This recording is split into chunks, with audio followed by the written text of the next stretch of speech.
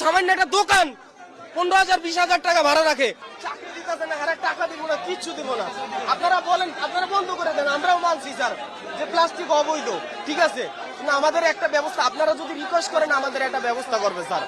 না আপনারা আমাদের বন্ধু, জনগণের বন্ধু না আপনারা, আপনারা যদি এটা না বলেন, আপনারা তো কইরা দিয়ে গেছেন বন্ধু, তারা বেতন দিব না স্যার, কিচ্ছু দিব না, বা আপনারা আমরা মানতাছি এটার কারণে আমাদের ক্ষতি হয় স্যার, আমাদেরও প্রচুর ক্ষতি হইতাছে।